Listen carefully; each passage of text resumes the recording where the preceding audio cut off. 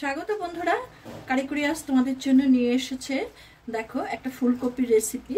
এই ফুলকপিটা একটু অন্যরকম করে রান্না করা হবে। এই ফুলকপিটা রান্না করার জন্য দেখো, আমি এখানে একটা ফুলকপি নিয়েছি। আর এখন ফুলকপি বাজারে অতটা ভালো পাওয়া যায় না, ফুলকপির শেষ। তার জন্য এটাকে আমি একটু অন্যরকমভাবে করছি। আর এখানে 3টে ছোট আলুকে এরকম সাইজ করে আমি কেটে নিয়েছি। আর নিয়েছি একটা ছোট পেঁয়াজ, হাফ টমেটো আর 4টে কোয়া রসুন। এটা দিয়ে আজকে আমি একটা এই ফুলকপির রেসিপি তৈরি করছি, সেটাই আমি তোমাদের সঙ্গে শেয়ার করছি। একটা মিক্সিং জার নিয়েছি, তার মধ্যে আমি এগুলো সব দিয়ে দিলাম। এতে দিয়ে দিচ্ছি 1 চা চামচ লাল লঙ্কার গুঁড়ো, 1 চা চামচ হলুদ গুঁড়ো, আর দিয়ে দিচ্ছি 1 চা চামচ আদা গ্রেট করা। এটাকে একসঙ্গে আমি মিক্সিতে ভালো করে পেস্ট করে নেব। এখন গ্যাসটাকে ধরিয়ে দিয়ে একটা কড়া আমি এখানে বসিয়ে দিলাম। এই যে আলু ফুলকপি, এই আলু ফুলকপিটাকে এখন আমি একটু মশলা দিয়ে মেখে নেব। প্রথমেই আমি এখানে দিয়ে দিচ্ছি 1 চা চামচ রাঁধুনি বাটা। এই রাঁধুনি বাটাটাই হচ্ছে এই রান্নার মেন। এবার এখানে দিয়ে দিচ্ছি এই যে পেস্ট করে রাখা নিয়েছি, সেটা সমস্ত কিছু দিয়ে আমি এটাকে ভালো করে মেখে নিচ্ছি।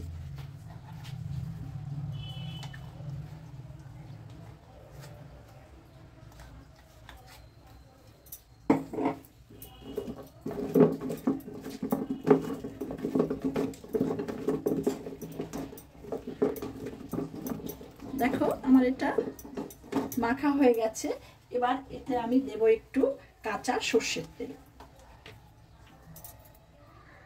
1 টেবিল চামচ কাঁচা সর্ষের তেল আমি এটার মধ্যে মেখে নিচ্ছি। এই রান্নাটা একবার করে খেয়েও, তাহলে তোমরা বুঝতে পারবে এটা একবার যে খাবে সে মাছ মাংস সব দূরে সরিয়ে এই রান্নাটাই খাবে। এখন এটাকে আমি মিনিট 5 থেকে 10 এইভাবে রেখে দেব। এদিকে কড়াটা আমার গরম হয়ে গেছে, এতে আমি একটু সর্ষের তেল দিয়ে দিচ্ছি। এই রান্নাটা করতে একটু তেল বেশি দরকার হয়। আমি এতে প্রায় 4 টেবিল চামচ সর্ষের তেল দিয়ে দিলাম। তেলটা আমার একটু গরম হোক। তেলটা গরম হয়ে গেছে, এতে আমি 2টো তেজপাতা ফোড়নে দিয়ে দিচ্ছি। আর দিচ্ছি হাফ চা চামচ সাদা জিরে।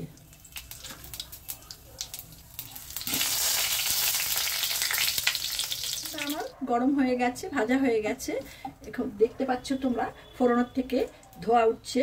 এবার আমি এই যে মেখে রাখা ফুলকপি আলু এর মধ্যে দিয়ে দেব।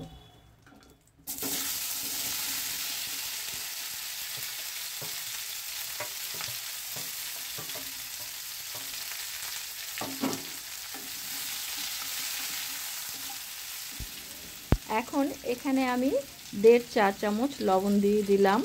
লবণটা তোমরা তোমাদের স্বাদ অনুযায়ী দেবে, কতটা পরিমাণ তার উপরে নির্ভর করে। এখন এটাকে আমি ভালো করে নেড়ে চেড়ে দিচ্ছি।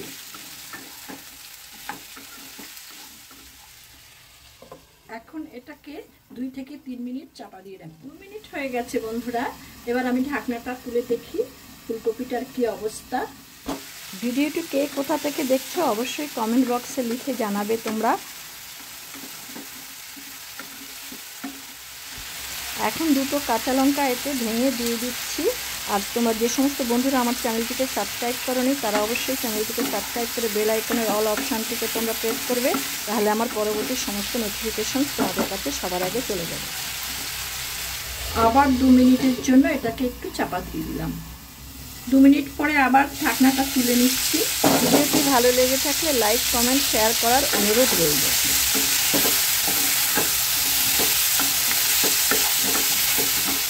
ফুলকপির সাথে মশলাটা আমার বেশ ভালো কষানো হয়েছে। এবার এই মিক্সি জারটাকে ধুয়ে আমি এখানে প্রায় 1 কাপ মতো জল আমি এটা দিয়ে দিলাম।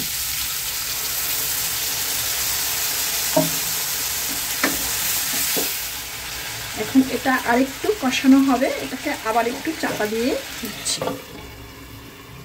ঢাকনাটাকে আমি এবার সরিয়ে নিচ্ছি। মশলা এবং ফুলকপি ভালো করে নেড়ে চেড়ে মিশিয়ে দিচ্ছি। এখন দেখো দেখছি আলুটা আরেকটু নরম হবে। কিন্তু ফুলকপিটা দেখো একদম নরম হয়ে গেছে। এবার এতে আমি 1 চা চামচ মিষ্টি দিয়ে দিলাম। মিষ্টিটা তোমরা তোমাদের পছন্দ মতো দেবে।